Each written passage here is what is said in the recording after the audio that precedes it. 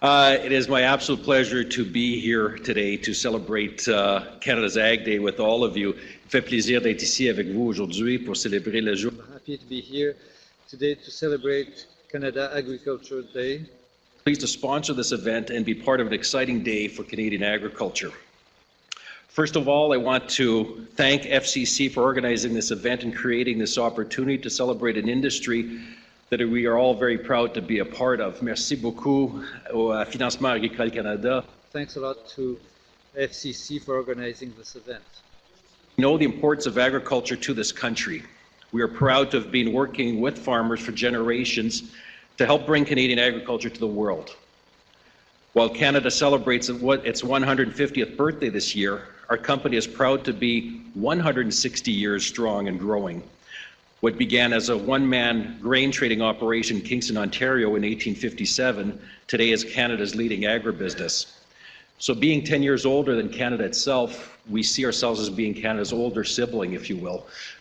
We look back, we think it's cute. We preparing its birthday party, tell ourselves, can you believe our Canada's already 150 years old? Seems like just yesterday it was only 10. But seriously, throughout all those years of Richardson being in this business, we've seen a lot of change. We've been through a lot of world events and evolution of our industry. And what we see now, the pressures that we're facing as an industry are new pressures, but very serious ones that we will have to get a handle on, understand, and be prepared to deal with.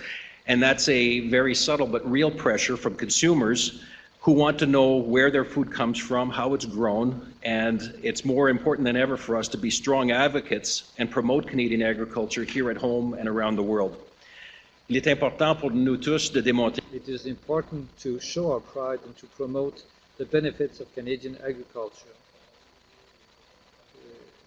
During these days where consumers want more and more to know where their food products come from. Employees to promote Canada's Ag Day and celebrate their ag pride with their networks. I encourage all of you to do the same. Nous vous encourageons de faire la promotion. We encourage you to promote our industry with your friends, colleagues, family. To us to share that story with the world. And I think that is the key. The conversation has to go beyond this room, these people. We are all in this industry together, and it's up to us to share our information, share the knowledge that we have, share the passion that we have for this industry with the outside world. That's where the real education has to occur, and we encourage all of you to carry that message forward. The next panel will be discussing sustainability and the common desire of the panelists to tell a positive story about Canadian agriculture. We'll hear from people who produce our food and learn more about the role each of us can play to create a strong and vibrant industry. The panel moderator is Rosie Templeton, a beef producer and public relations specialist. And before the panel takes the stage, I'm told that there is a video for you to view on the monitors. Thank you very much. Do you know what this is? Have you ever eaten this before? No, I've never eaten that before. No.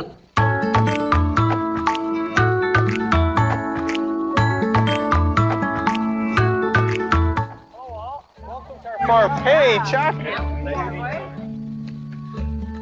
So we're gonna crush one of these into oil? No, we're gonna crush the actual seed to get the oil out. To actually come and see and try and taste and smell and be in this environment, I think it's important for all of us. We're here, we're gonna have a little bit of a test. Pick a jar with the canola seeds. Now let's go with Louis. This one? There you go, that's the one. We crush it to see what's inside them. It's very important that we're protecting the soil. Yep. Do you guys know what 3 main simple ingredients are in Hellmann's mayonnaise? Vinegar, egg, and canola oil. Beautiful.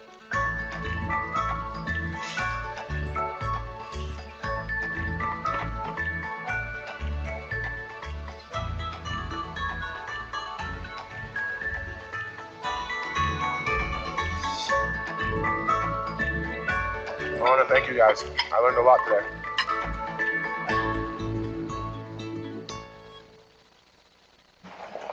My name is Denis Desjardins. I'm from Drummond, New Brunswick, and I'm a potato producer. My great-grandfather started this farm. He came here with an axe. He cleared most of the land right here in this field. Today we have some school kids coming to our farm and they're going to learn about potatoes. Let's learn about potatoes.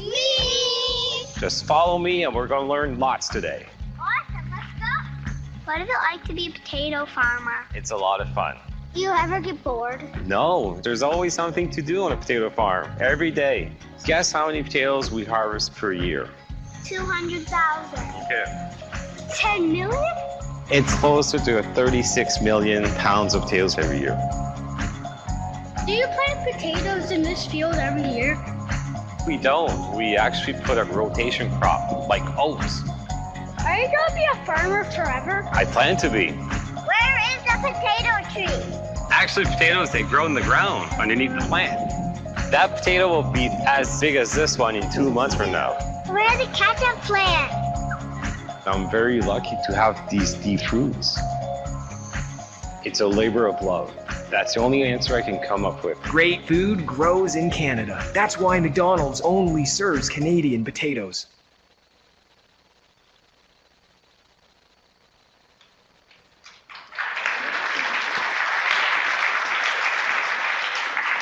Hello.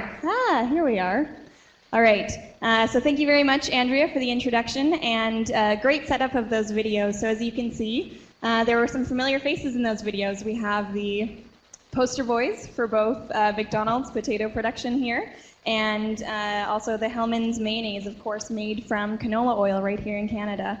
And so I'm proud to introduce and be moderating this panel. As Jean-Marc said, I am originally my background is in beef production in southern Alberta, but I now find myself working in the public relations and communications space for AdFarm, an advertising agency. So I am endlessly curious about how we're promoting our food and how we're bridging that gap between producers and consumers. So I'm very, very excited to have these folks here today. Just to the left of me, we have Mr. John Betts, President and CEO of McDonald's Canada.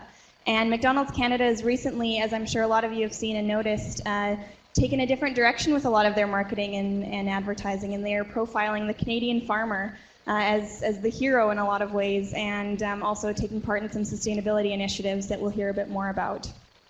We also have Lane Stockbrugger. He is a farmer from Saskatchewan. So Lane farms very much in the wide open spaces, farming commodities like canola, wheat, barley, lentils, pulses. Directly compared to Denis Desjardins, who is our last panelist here, who farms a slightly different type of crop of agriculture, and he is mostly a potato farmer in New Brunswick.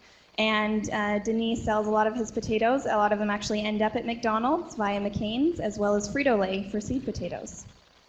So I'm very happy to have these three gentlemen here with me today. We're going to discuss telling our agriculture story and sustainability and what connects us all, even though we all find ourselves in very different aspects of the food supply chain. So I'm going to start here with John.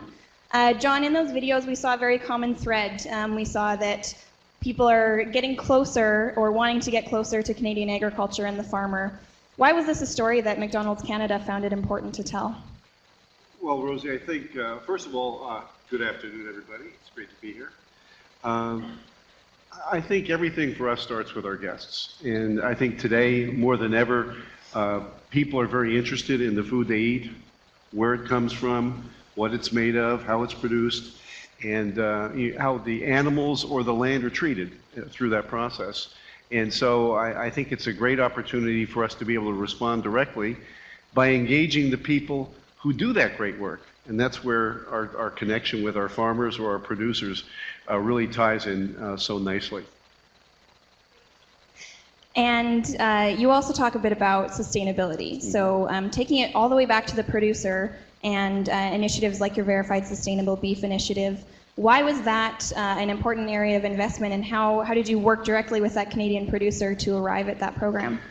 Well, like I've just said, people are really inquisitive about their food, and for us, the opportunity when it came to beef sustainability was, actually globally there was no sustainability program that had standards put against it prior to us establishing a pilot with our producers and the ranchers back in 2014. And it was a project that you worked on as well that helped us establish beef sustainability standards for not only Canada, but in a global fashion.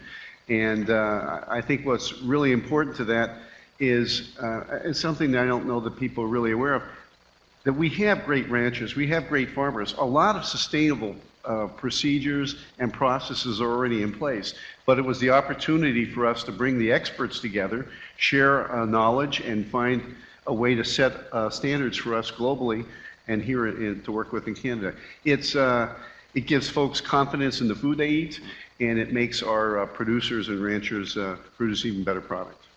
Thanks. And John, I think I speak for a lot of the producers and agriculturalists in the room when I say we are all greatly appreciative that McDonald's has chosen the sustainability and the producer-focused message when there are 1,000,001 buzzwords out there that companies can choose to market off of that don't always have the interest of their supply chain in mind. So we are greatly appreciative that that is the direction McDonald's, as such a large player, has chosen to take. And what I've been curious about, and I was quizzing John about this earlier today, but what has the response been from your customers, from that end user who may have never stepped foot on a farm or ranch? Well, I think the response has been fantastic. And if I could, one of the things we did several years ago was we came up with a program called Our Food, Your Questions. There's lots of myths about food, misperceptions about food everywhere in the world today. You hear different things about diets, and there's different foods that are good for you and not good for you. And there's certainly, we have our share of stories around McDonald's food, as I'm sure many of you know. And what we embarked upon was a program, a virtual program where customers could, through the internet, send in questions that we would ask directly. But rather than us do it, rather than the corporate people do it, we have producers do it, like Denis and ranchers, people in the factories that help make the meat patties, folks who are actually had ownership around that, could tell the real story, and really gave the public and the folks that had a lot of interest in that a great credibility to the questions. Since we started our Canadian, Not Without Canadian Farmers program, the actual perception of our food has actually gone up very significantly. And what's amazing about that, it's the same food, but when you start with Canadian farmers, Canadian producers, which I think we all know is about safe food, food that's got great practices from a sustainability standpoint, high quality. We're starting with the best in the world. So I think it's a great story for us. It's worked very well. Thank you, John. And speaking of those excellent producers, moving on to you, Lane.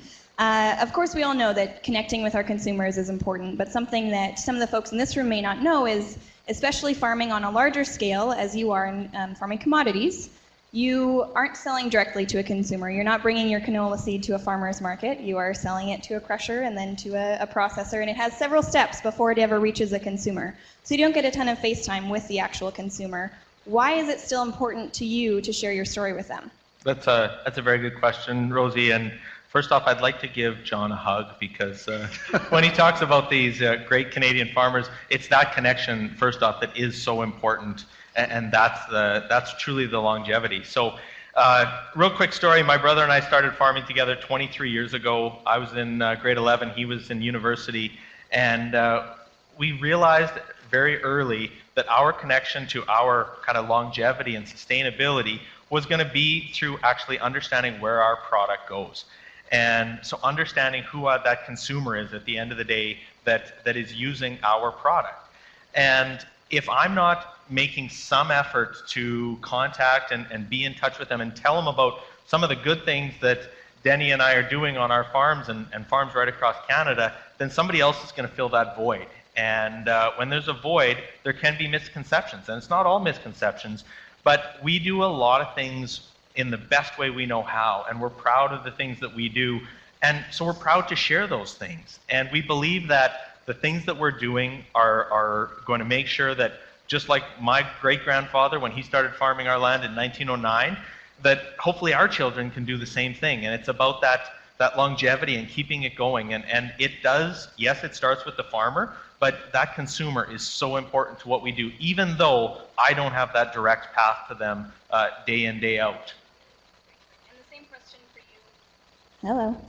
The same question for you, Denis. Your potatoes are not being sold directly to a consumer. They're being sold to either a Frito-Lay or McCain's and eventually McDonald's. So why is that end user, that McDonald's customer who's going to come in and get a large fry, why are they important to you?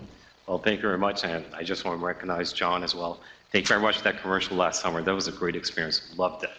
And just to follow up what Lane said, the customer is very important. And one thing with the Canadian consumer that's really important for them is they do have faith in Canadian farmers. And when they put food on their table, they want it from somebody that's trustworthy. And that's us. That's Canadian farmers. Even from people from around the world. They want their food to be trustworthy. And again, that's us, Canadian farmers. There's something about being Canadian. We're trustworthy. We're honest. We're open to everyone. On that same note to you, Denis, and then you as well, Lane, if you could sum it up in one statement, what makes you proud to be involved in Canadian agriculture and to be a Canadian farmer? My first thing is just feeding people. I get a lot of pride knowing that my product is actually feeding everyone. And there's a lot of joy, there's a lot of satisfaction that comes with it. And one more thing that I'm really proud of is being part of our organization as potato farm, well, not potato farmers, but farmers in general in Canada. We're a trustworthy organization. We have partnerships with our customers, and sorry about that. I lost my thoughts, but it's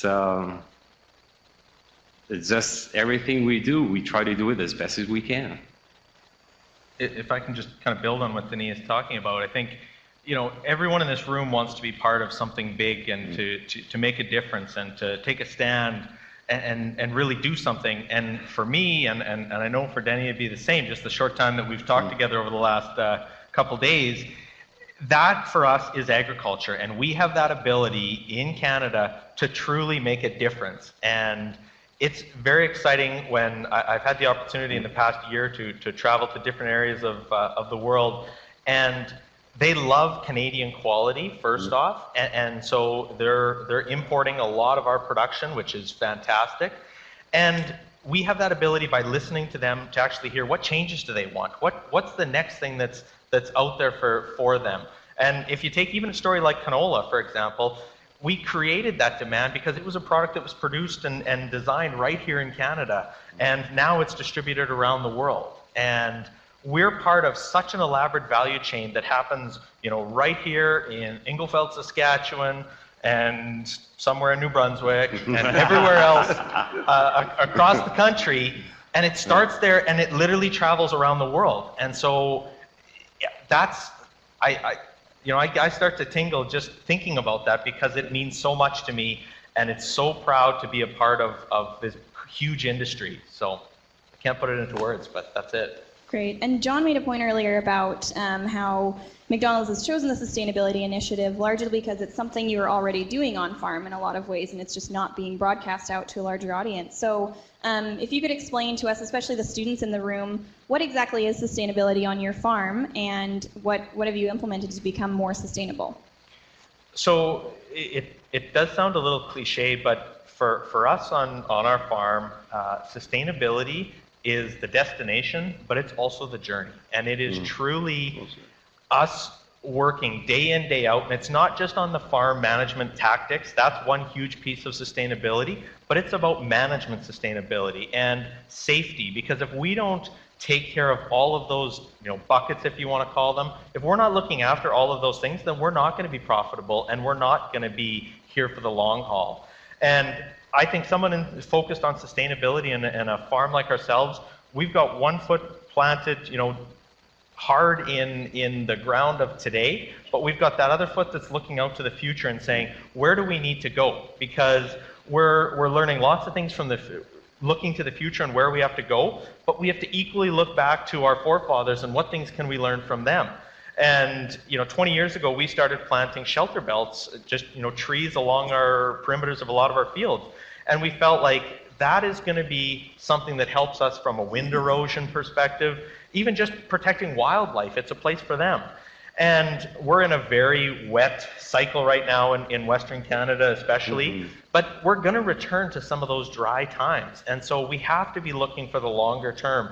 And that's just one example of where I think, we're doing things like that.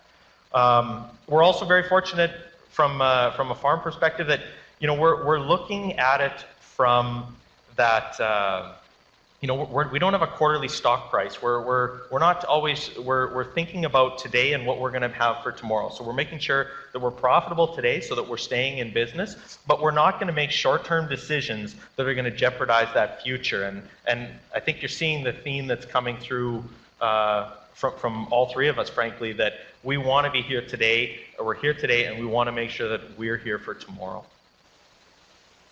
And for you, Denis, what sustainable measures and... The same thing as Lane, and it's just looking out for the next generation that is going to take over our farm. I look at things my grandfather did like 50, 60 years ago. Biggest thing around up our way was soil erosions. Like back then, farmers to use to farm potatoes up and down the hill, and all the soil would just erode down year after year. My grandfather was a pioneer and started farming potatoes across the hill instead and kept the topsoil over there. And we see the results today, 60 years later. Those fields are still profitable. We can still farm on it. And I've seen other neighbors feel that they're all eroded and they don't get crops as we do. And you talk about sustainability, maximizing yields per acre. That was a big drive in New Brunswick the last 3 years, and I think we succeeded. Just bigger bang for the buck, planting less acres for our contracts, saving on our inputs such as pesticides, fuel, labor, everything. Not overproducing, we're producing as much as we can per acre. And Denis, you mentioned that you are farming the same land as is it your great-grandfather? Yeah, that's right. Yep. So there's obviously the sentimental side of farming as well. So I think that's something that people maybe don't understand about what sustainability means to a lot of farmers. Mm-hmm. As you mentioned too, Lane, it's the generational passage and being able to leave the land in better or the same condition as it was when you got it for the next generation. And are both of you planning on passing farms on to the next generation in your families? I know your kids are fairly young. Go right ahead. Sure. Well, it's very early for that, but the pride in what we do runs so strong. And so when I talk about my great-grandfather in 1909 starting to farm and his first house burnt down and they rebuilt and they kept it going. And my parents started our farm on that same quarter in 1977. I like to say, a dream was born. It happens to be the same year I was born, but it's not about me. So they started farming, and then in the early 80s, actually, my father was killed in a car accident, and my mom had the foresight to keep 4 young children on the farm, knowing that one day some of us would hopefully want to continue that. And that's when I was 15 and my brother was in university that we started that. And so the pride that goes in that every year that we put that crop in the ground runs so immensely throughout not only my brother and I, who do a ton of speaking like this across the country, promoting the industry, but also through our sisters and our mom to see, and they all have a role in the farm in some way, shape, or form, whether they're driving a tractor or running for parts or whatever it might be. And that runs so strong and true that I can't imagine one of my children won't farm, or I hope that I can set it up so that they want to. And I think back to a couple years ago when my son, we were traveling on the gravel road, and I remember like it was yesterday. It was 2 years ago, and my son was looking out the window at the fields, and his sister was sitting next to him, and he just nonchalantly said, "When I grow up, I'm going to be a farmer." And pretty emotional. I think there's some misty eyes in the house after that one. Denis, anything to add to that message? A great story. Probably the same thing. It's almost the same year. My great-grandfather cleared the land in 1905, and it's still the same house that he built. My brother's living in it. And for the next generation, my brother has 2 sons. I have a daughter. They're still teenagers. It's kind of hard what they want to do later on. But personally, what's funny is last Sunday we were shipping potatoes at McCain's, and my nephew was there, and I was proud. There's something to it about family farms. You can't even describe it. If I can just build on that, so just like Denis Farm, we're a family farm, we're corporate farms. That just means we're incorporated. So when you hear terms like that, people like to say, oh, well, it's all corporate farms. Yes, most farms in Canada are truly corporate farms, but I don't know what the percentage is. It's in the high 90s that they're family-run businesses, and that's really important to focus on. And if I can add on that, I don't think there's anything better to bring out family values than a family farm. There's a strong work ethic that we have. I think it's about 97% that are family owned in Canada. And I'll just add to you two, as a farm kid who's not currently farming, the values of hard work and of responsibility and perseverance and all of that will carry your kids very far in life, whether or not they end up returning to the farm. And John, shifting on to you, so hearing these messages from these farmers, I'm sure it makes you feel good as someone sourcing product from them. So why is this so important to McDonald's, and why is that sustainability message one you really want to focus on? Well, I think the strength of our brand, as I like to think about, is the relationship we have with our farming partners, our producers, our suppliers, our owner-operators, our employees, and we call it the McFamily. So it's strong, long-lasting, generational relationships we've had from year on year on year, and I think that the world's changed a lot in the last. I've been in business for 46 years, and the business has changed a lot since I started. We didn't even have breakfast way back when, or drive-thrus. And the knowledge that people had, the access to knowledge about food and the way things are produced.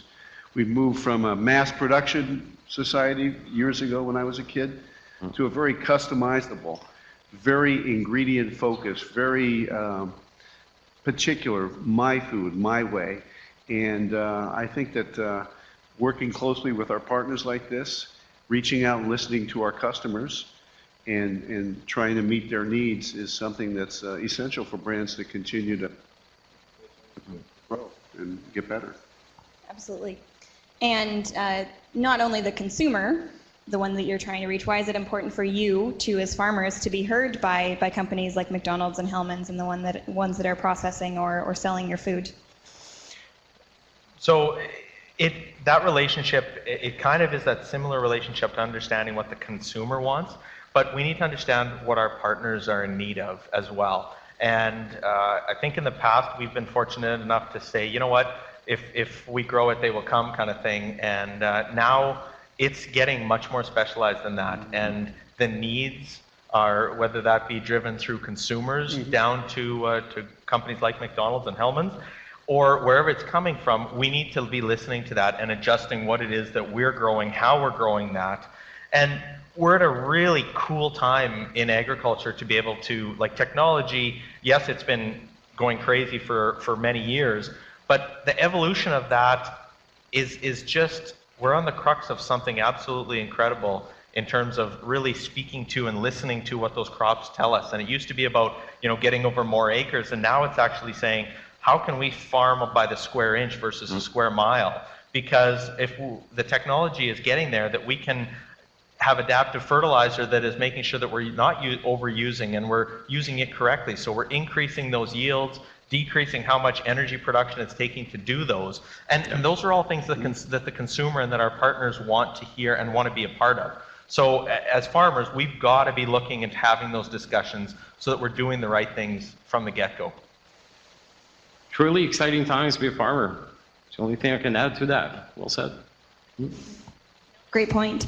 And we discuss, all day the theme has been telling our story, communicating about Canadian agriculture. There's 1,000,001 ways to do that. There's conversations around the dinner table. There's stopping people in the grocery store to answer questions for them. There's social media, the live videos that we were talking about earlier. I'm curious as to what ways actually all of you have found most effective in communicating your story and the stories of Canadian agriculture. Well, sure. I mean, I referenced the Our Food, Your Questions program was particularly successful for us.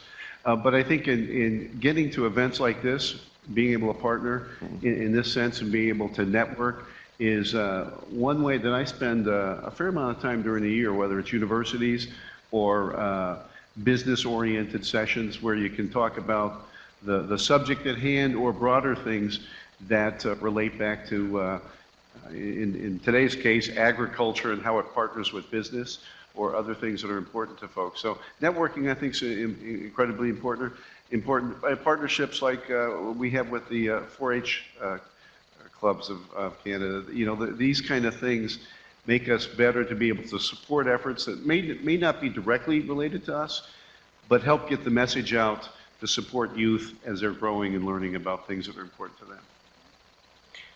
For me, I think I use a lot of social media, or I think I do. I'm on Twitter, Instagram, blogging a little bit on my website, depending on how much time I have.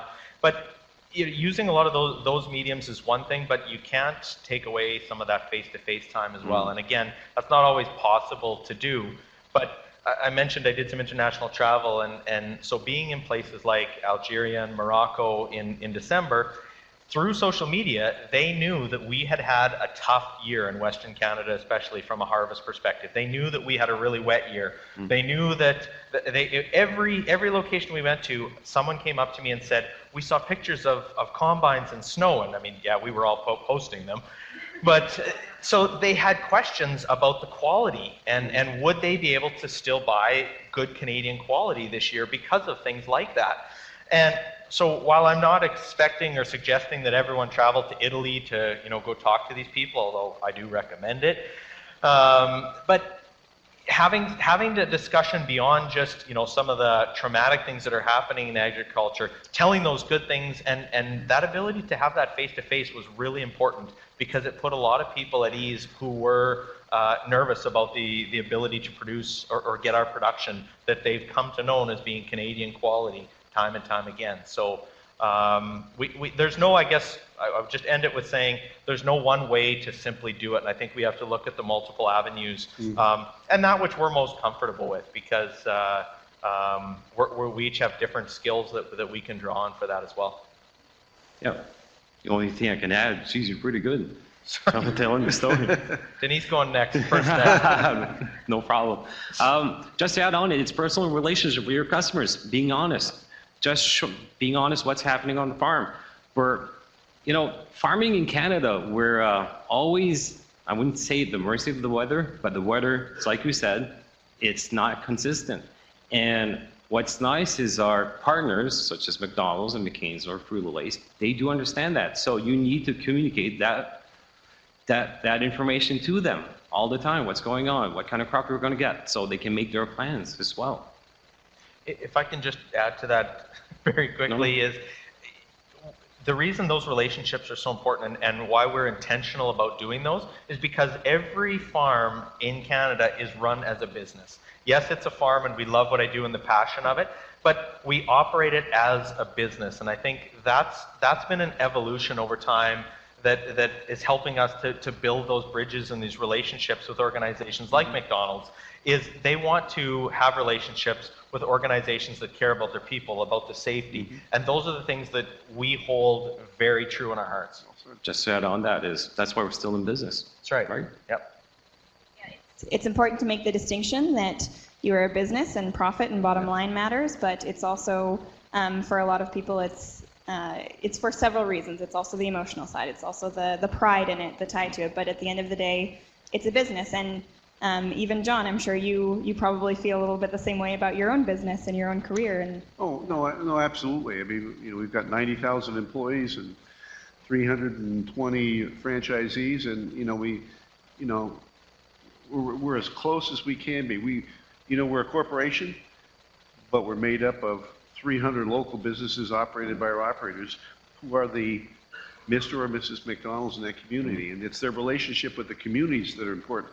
It's not the arches as much as how they give back and how they employ people and how they treat the community that they live in. I would argue that pride is almost a necessary part of a successful business, and having pride and having that emotional investment as well as the money management. It's part of it, but it's an outcome. If you really work it well, it's something that just comes out on its own.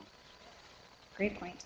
And Lane, you had mentioned earlier your travels, Algeria, Morocco, and Italy. How did those travels and those experiences sort of open your eyes to what we're doing well here back home and what we can learn from other farmers abroad?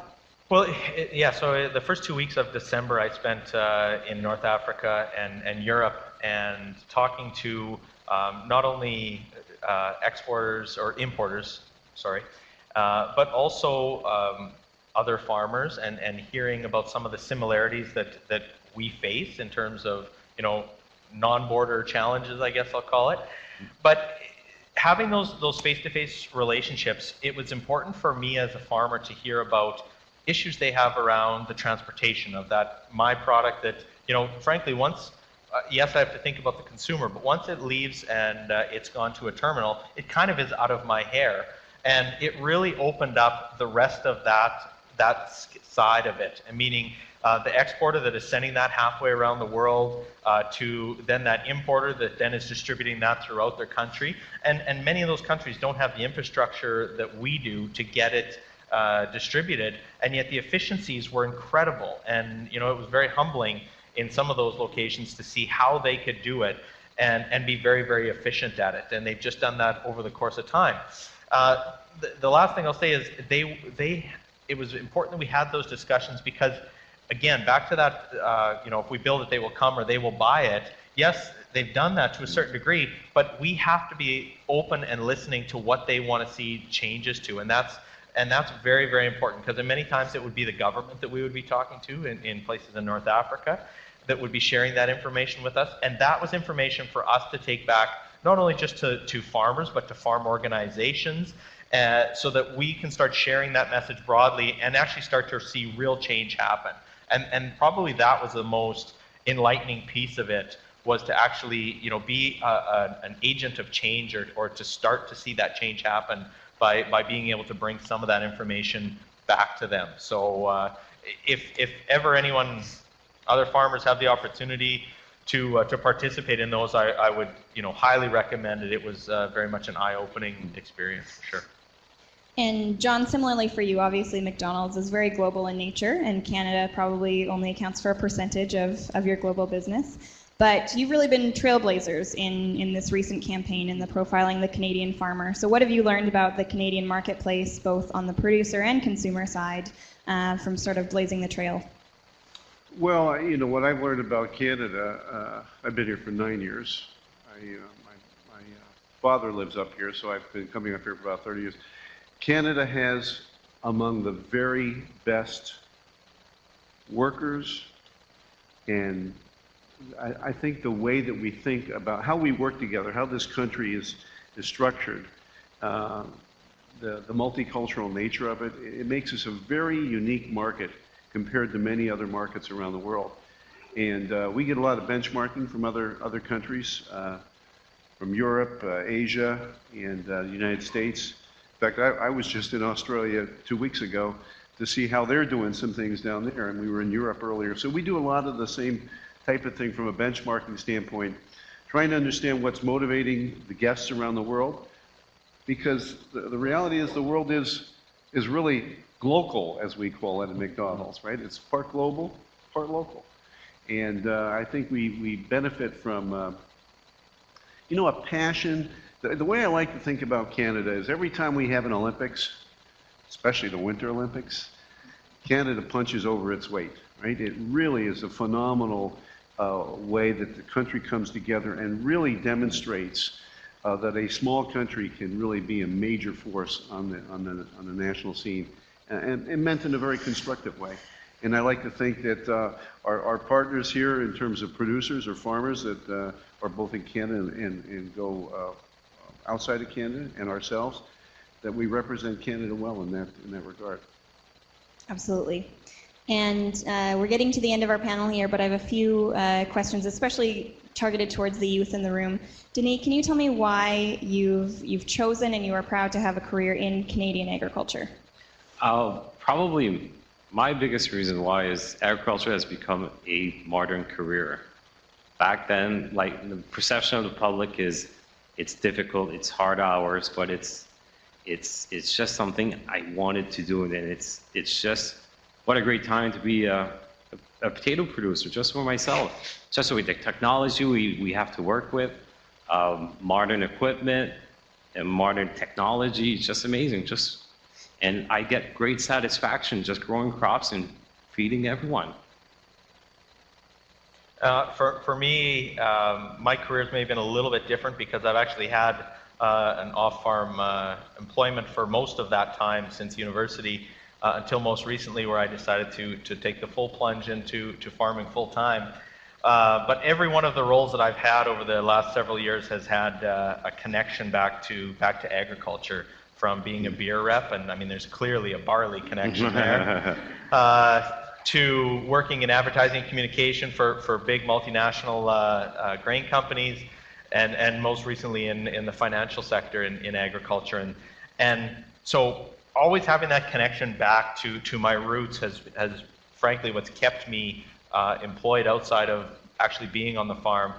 But and it's been a really good balance, frankly, between the two of them, and I'm having a wonderful time now. And you know, when I talked about us just kind of being on the crux of amazing things for agriculture, I truly believe that is where we're at, and it's an exciting time to be a part of it in whatever capacity that looks like. And what about you, John? Why are you proud to have a career in Canadian agriculture and food? Well, I love the partnership. I mean, I think over the last several years, as we've gotten more into sustainability, as we've gotten more into understanding what makes our different suppliers tick, what's important to them, because we have shared business interests, but we also have shared perspectives on how we treat and work with our employees, how we engage best practices in terms of processes that will make our businesses more efficient or more fun or more engaging to work with. Some of our best suppliers are absolutely ingrained with things that we do from a charitable standpoint. So there's an effort beyond just the normal business connection, and I think it's very important. I mean, we're passionate about all of us are passionate about our employees, the folks that make up our business. And you know, for us at McDonald's, 65% of the people that make up those 300 operators or officers of the company today started like I did as a part-time crew person. You know, years ago, making $1.85 an hour, and taking that learning experience through the years and being able to either stay with McDonald's, perhaps go off and work with a supplier, or get engaged in some other part of the working force that's out there. But I think what we do from a labor and employee standpoint is something very special, all of us. And John, if you could speak directly to the many different agricultural industry representatives here today. We have some key decision makers for a lot of our industry associations, lobby groups, and agricultural organizations. What would be your one take-home message for those folks in the room? You know, that's a great question. You know, as I just shared, you know, I've been in Canada for 9 years now. About 5 years ago, we really started getting into some of the work around sustainability and learning more deeply about what's important to our guests, but what's important to our partners to be able to meet that. Because we have shared values in terms of meeting our guests' needs, whether it's direct or indirect. And I think the one thing I'll admit after 40-odd years of business that I was in, I've learned a heck of a lot the last few years working more directly with our partners. It's never too late. So for those of you who are established with the gray hairs I heard about, it's never too late to learn about things that are important to either the direct business or your own business. I think it's also important to seek information. You know, ask questions, try to understand what's going on. Ask questions a little further outside your comfort zone. What's important to your guests? What's important to your customers? What's important to the businesses that you have questions about? And then ask another question or do a little bit more digging. And I think food is a great example.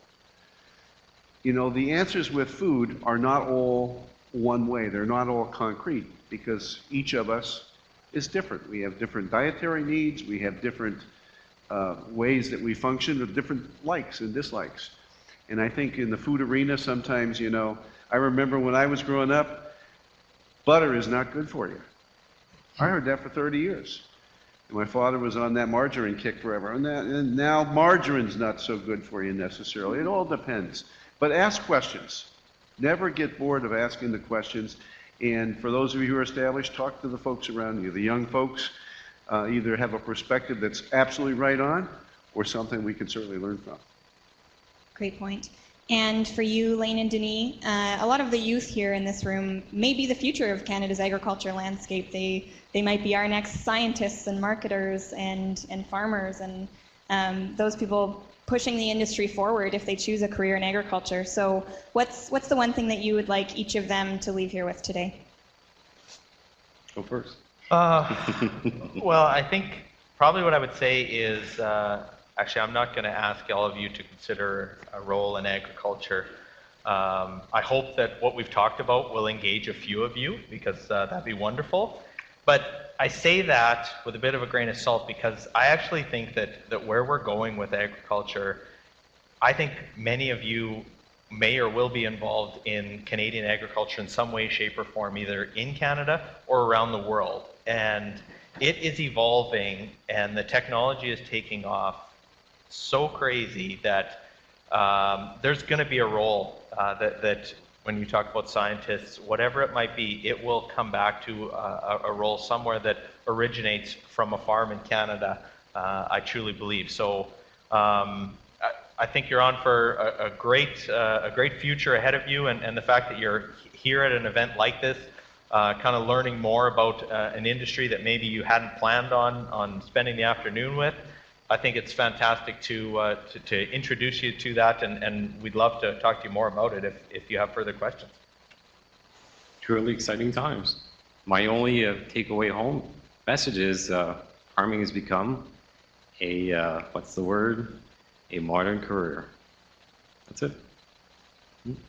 All right, well, that rounds out our panel. Thank you very much, guys.